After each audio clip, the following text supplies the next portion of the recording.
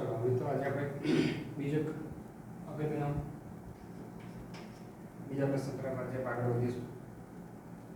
તો પ્રકાશનું વક્રીભવન થવાનું કારણ શું? આપણે ચર્ચા કરી ગયા છે. જ્યારે પ્રકાશનું કિરણ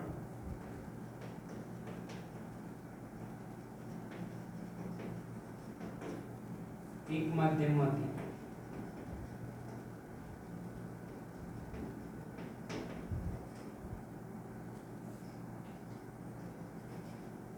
બીજા માધ્યમમાં પ્રવેશે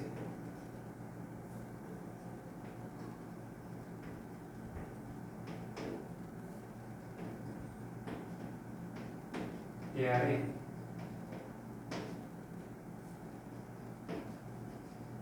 તેની ઝડપમાં સામાન્ય રીતે ફેરફાર થતો હોય છે. તેની ઝડપમાં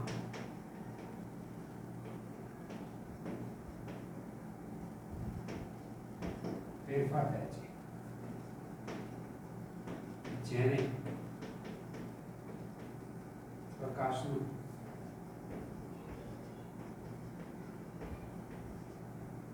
વક્રીભવન કહે છે. આપણે ચર્ચા કરી ગયા છે કે પ્રકાશનું કિરણ જ્યારે કોઈ માધ્યમથી બીજા માધ્યમમાં જાય ત્યારે તેની ઝડપમાં ફેરફાર થાય.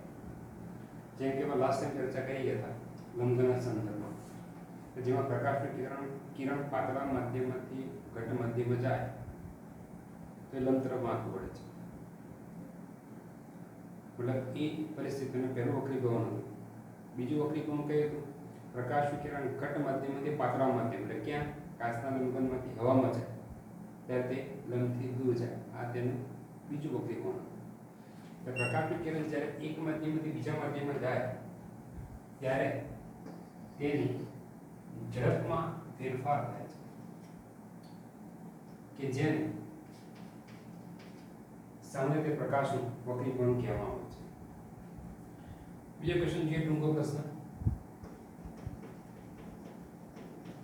પ્રકાશના વક્રીભવનના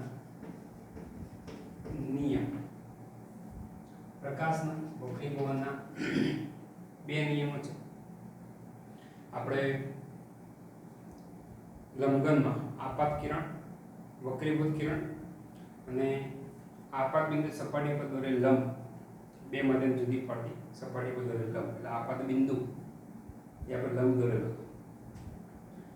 તો નિયમ નંબર 1, આપાત કિરણ, વક્રીભૂત કિરણ અને બે માધ્યમને જુદી પાડતી સપાટી પરના આપાત બિંદુ દોરેલ લંબ, આ ત્રણેય સામાન્ય રીતે એક જ સમતલમાં હોય છે.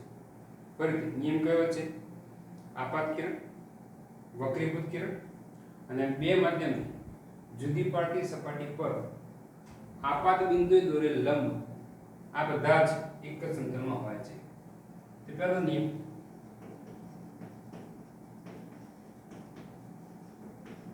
આપાત કિરણ,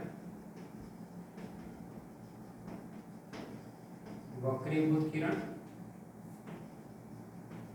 અને બે માધ્યમને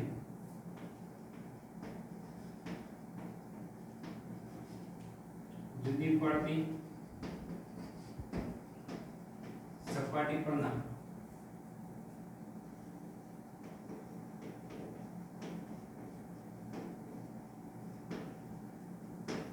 આપાત બિંદુએ દોરેલ લંબ, બધા જ આ બધા અથવા આ ત્રણેય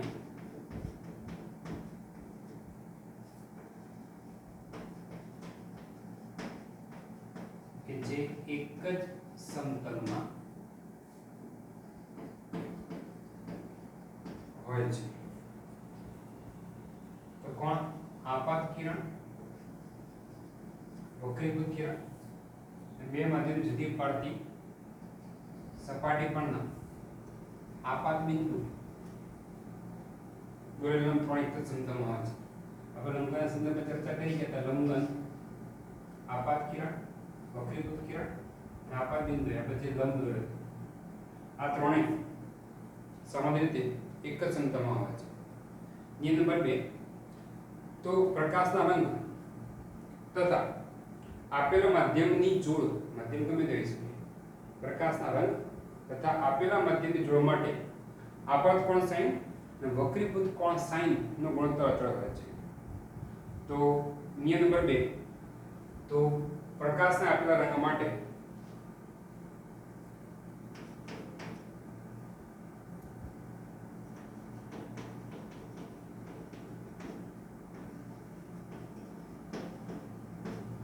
પ્રકાશના આપેલા રંગ તથા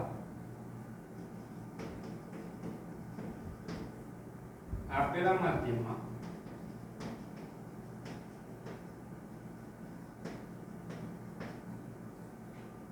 આપેલા માધ્યમની જોડ માટે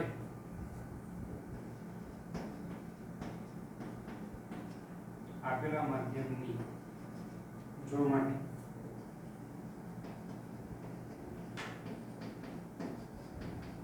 આપાત કોણ sin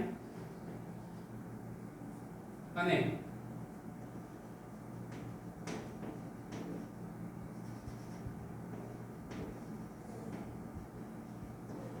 વક્રીભૂત કોણ sin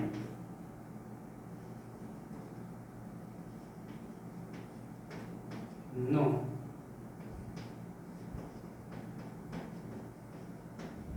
ગુણોત્તર કે જે અચળ હોય છે. તો આપેલા માધ્યમ તથા આપેલા રંગ માટે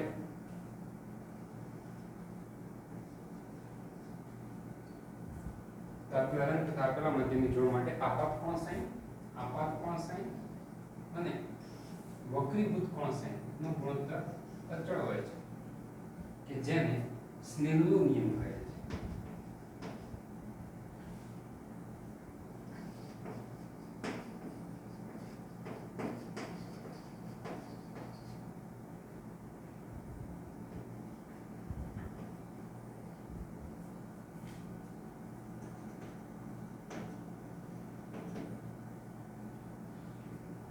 તો નિયમ નંબર 2 આપાત કોણ sin અને વક્રીભૂત કોણ sin નો ગુણોત્તર આપેલા પ્રકાશ માટે આપેલા માધ્યમની જોડ માટે આપાત કોણ sin તેમજ વક્રીભૂત કોણ sin નો ગુણોત્તર અચળ હોય છે કે જેને સ્નેલનો નિયમ કહે છે.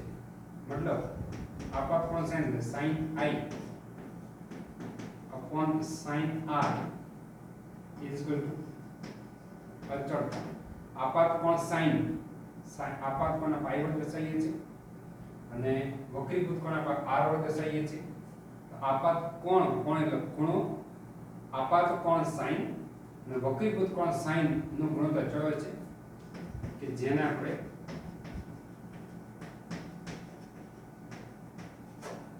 સ્નેલનો નિયમ કહે છે.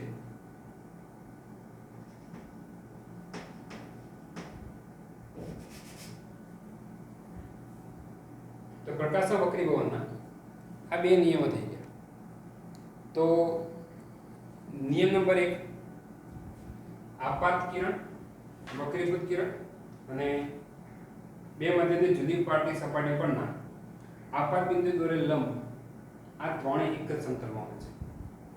નિયમ નંબર 2 તો આપેલા પ્રકાશના રંગ તથા આપેલા માધ્યમની જોડ માટે આપાત કોણ sin અને વક્રીભૂત કોણ sin નો ગુણોત્તર અચળ હોય છે કે જેને સ્નેલનો નિયમ કહે છે. તો સ્નેલનો નિયમ એક ક્વેશ્ચન થાય, સ્નેલનો નિયમ જણાવો એક માર્ક્સમાં. તો શું લખીશું આપણે? પ્રકાશના આપેલા રંગ તથા આપેલા માધ્યમની જોડ માટે આપાત કોણ sin અને વક્રીભૂત આપાત કોણના આપણે i વડે દર્શાવીએ છીએ, વક્રીભૂત કોણના આપણે r વડે દર્શાવીએ છીએ. અહીંયા શું બોલવામાં આવે છે? આપાત કોણ sin i, વક્રીભૂત કોણ sin r કે જે ગુણોત્તર અચળ હોય છે. આનો ગુણોત્તર એટલે ભાગાકાર કે જે અચળ હોય છે કે જેને સ્નેલનો નિયમ કહે છે. તો આ બીજો નિયમ ખાસ ધ્યાનમાં રાખજો. નેક્સ્ટ હવે સામાન્ય રીતે માધ્યમનો વક્રીભવનાંક એટલે શું?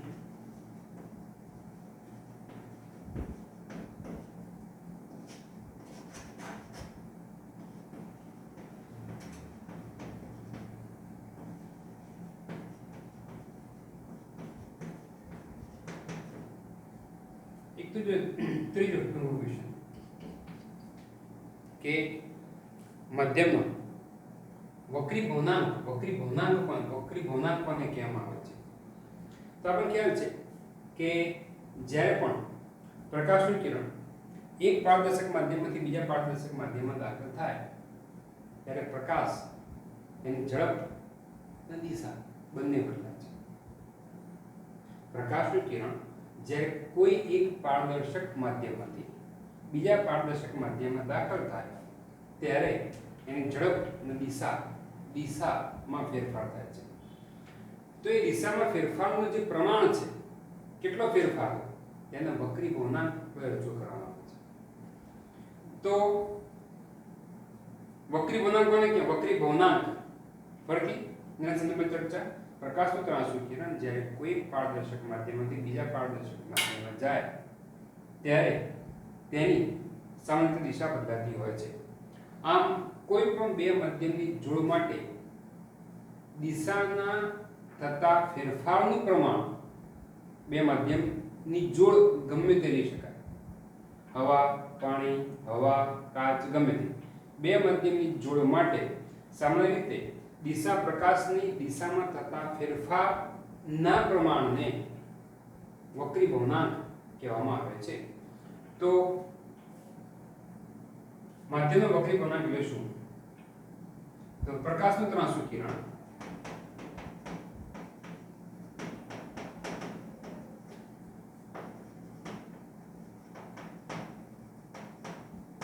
જ્યારે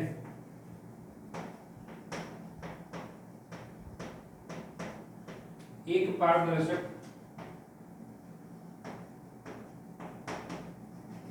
માધ્યમમાંથી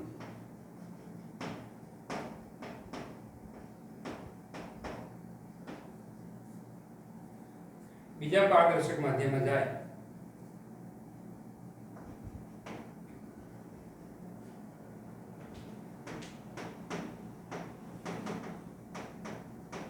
ત્યારે તેની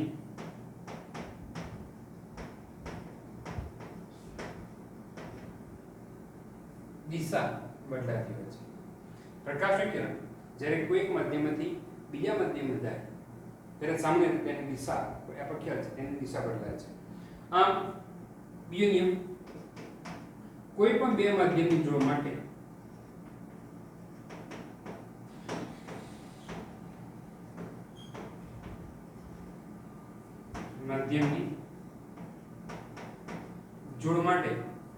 સામાન્ય રીતે પ્રકાશની દિશામાં થતા ફેરફારના ગુણોત્તરને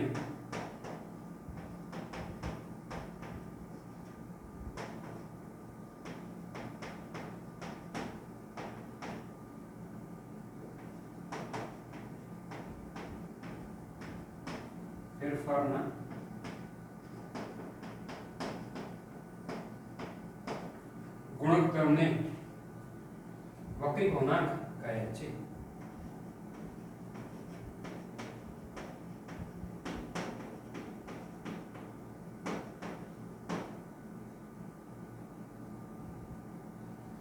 તો વક્રી ભવનાંક એટલે શું એના સંદર્ભમાં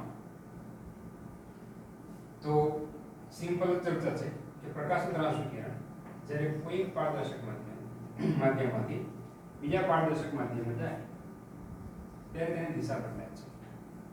આમ કોઈ પણ બે માધ્યમની જોડ માટે આ જે દિશામાં જે ફેરફાર થાય એનું જે ગુણોત્તર લેવામાં બે માધ્યમની સાપેક્ષે દિશામાં થતા ફેરફારનું ગુણોત્તર ને વક્રી ભવનાંક કહે છે. તો જો આજે આપણે ટૂંકા પ્રશ્નો સંદર્ભમાં ચર્ચા કરી ગયા. પહેલો ક્વેશ્ચન પ્રકાશનું વક્રી ભવન એટલે શું? બીજો પ્રકાશના વક્રી ભવનના નિયમો, એમાં પહેલો પ્રશ્ન એવું પૂછી શકાય પૂછવો હોય તો આપાત કિરણ, વક્રીભૂત કિરણ અને બે માધ્યમની જુદી પડતી સપાટી પર દોરેલ લંબ એ કેવા સમતલ, એક જ સમતલમાં હોય કે ભિન્ન સમતલમાં હોય? પહેલો પ્રશ્ન. બીજો પ્રશ્ન, સ્નેલનો નિયમ જણાવો. નેક્સ્ટ ક્વેશ્ચન, માધ્યમનો વક્રી ભવનાંક એટલે શું? આજે કેટલા ક્વેશ્ચન થઈ ગયા? 1 2 3 4 અને 5. 124 અને 5 એટલે 129 ક્વેશ્ચન થયા હતા.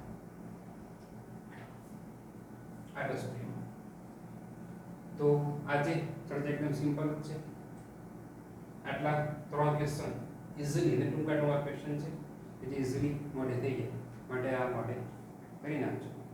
બીજું નેક્સ્ટ